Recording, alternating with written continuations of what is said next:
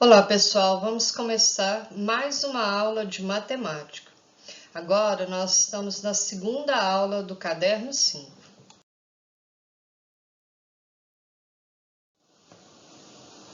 Nessa segunda aula do caderno 5, nós vamos trabalhar com o conjunto dos números reais. Quando você, desde pequeno começou a estudar matemática, o primeiro conjunto com que você, teve conhecimento, teve contato, foi o conjunto dos números naturais, que é representado pela letra N. Agora, nesse conjunto dos números naturais, nós temos o 0, 1, 2, 3, 4, 5, 6 e assim por diante. Esse conjunto dos números naturais, como todos, os outros conjuntos, eles são infinitos. Depois, quando você passou, para o 7º ano, você viu o conjunto dos números inteiros, que era representado pela letra Z.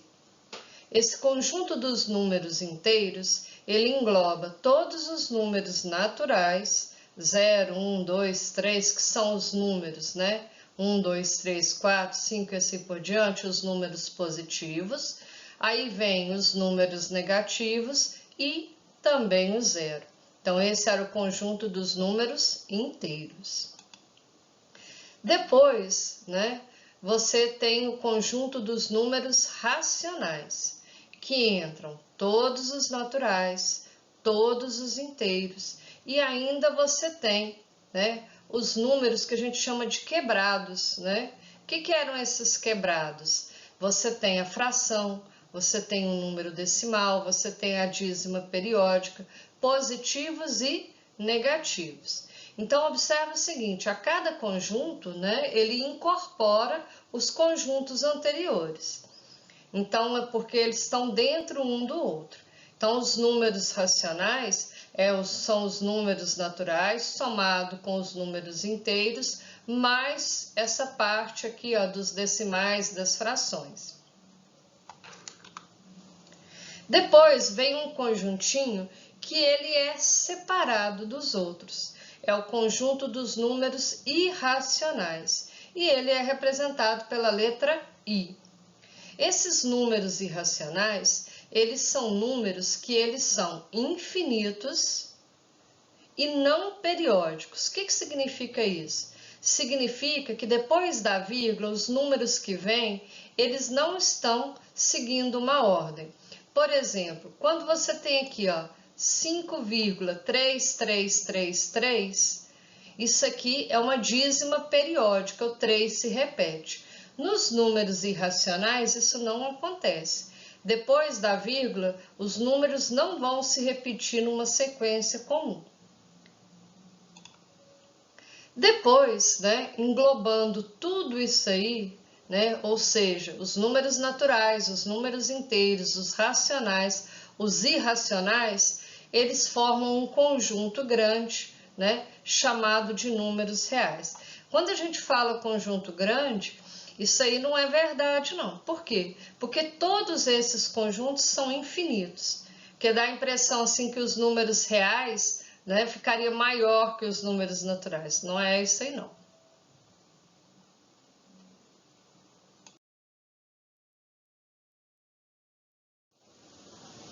Bom, pessoal, nós vamos então fazer alguns exercícios baseado nesse conhecimento, que nós temos sobre os conjuntos. Aqui você tem, todo número natural tem um único sucessor. O que é sucessor? É aquele que vem depois, Então, todo número natural tem apenas um único sucessor? Sim, tá? Qual que é a justificativa? Aí você pode colocar que um número, não pode ter dois sucessores, tá? Você não vai ter dois sucessores diferentes para um número, que seja igual. Então, o número 3, quem vem depois do 3? Apenas o 4. Aí você coloca lá na sua apostila. Números naturais diferentes podem ter sucessores iguais? Aí é aquilo que a gente acabou de fazer na letra A. Não pode. Então, por exemplo, se você tem o 3 e o 10, tem como, né, ele ter sucessores iguais, né? O mesmo número que vem depois do 3 ser o número que vem depois do 10? Não, né? Não é possível. Aí você justifica, tá certo? Existe algum número natural que não é sucessor de nenhum outro número natural? Aí a gente vai ver que o único número, né, que ele não é sucessor de ninguém é o 0, né? Como o 0 é o primeiro dos números naturais, né, não é isso? Ele não é sucessor de ninguém.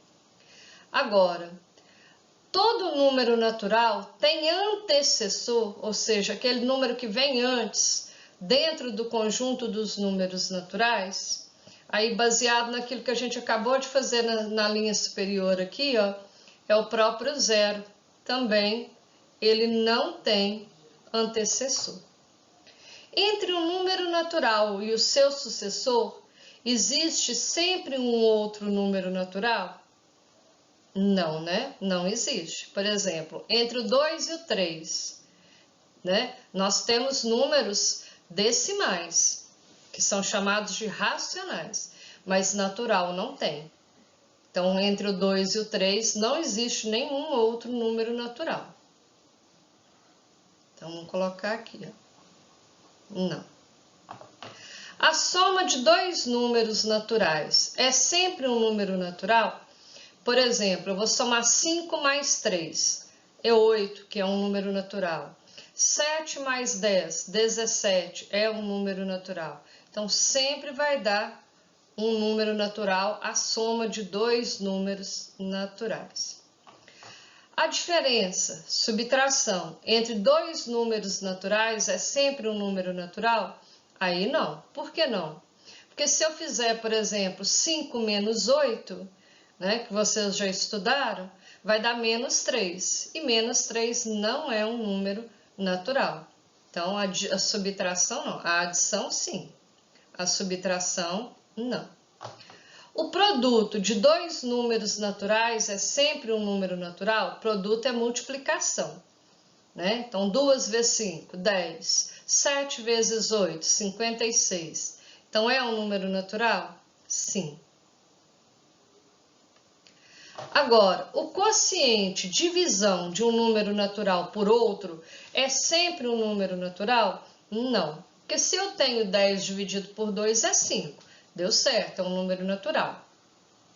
Mas se eu quisesse dividir 1 por 2, daria 0,5, que não é um número natural. Então, na divisão, não. Na multiplicação, sim. Na divisão, não.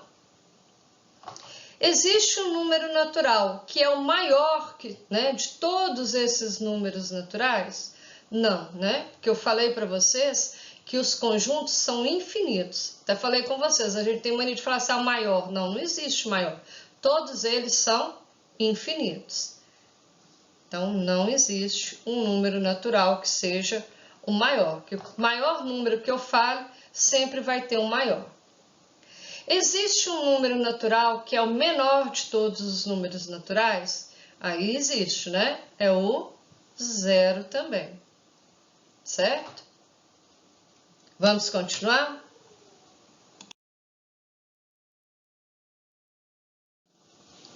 Agora, na questão número 2, escreva outros subconjuntos dos números naturais.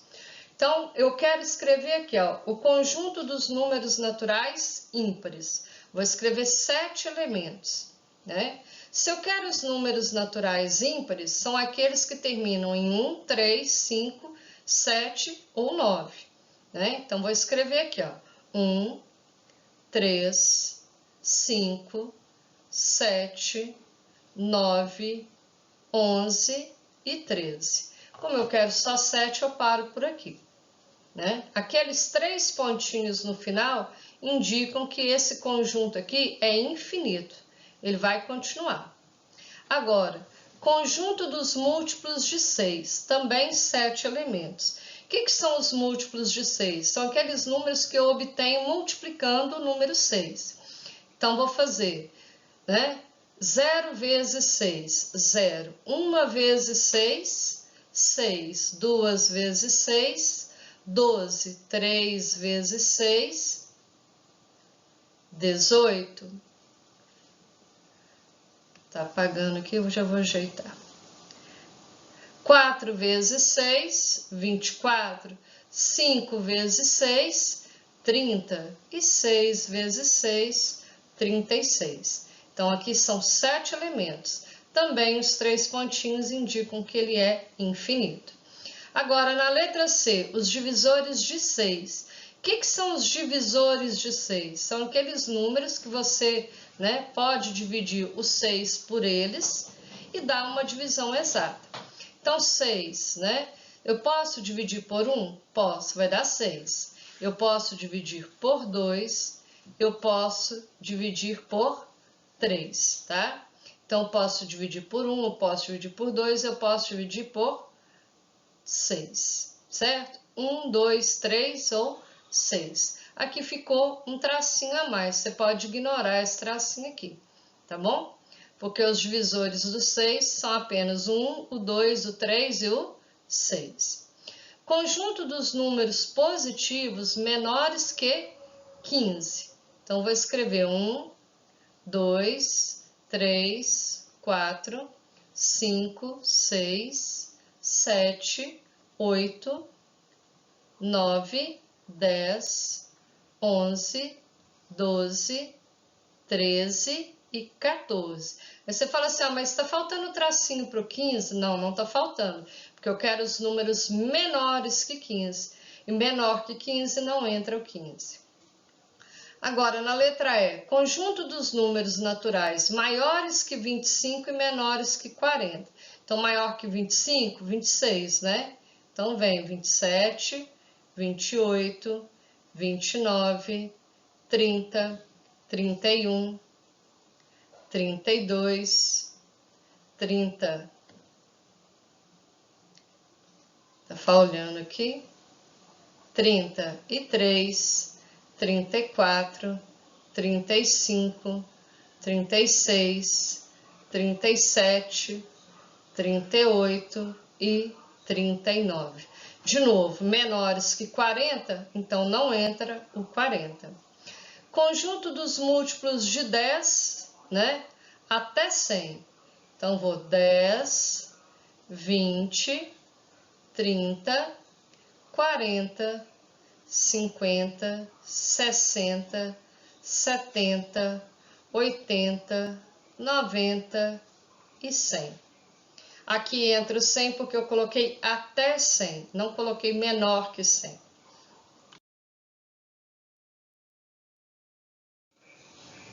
Bom, pessoal, nós finalizamos aí a nossa segunda aula. Eu espero que vocês tenham, aprendido bastante. Qualquer dúvida é só perguntar através do WhatsApp. Um abraço.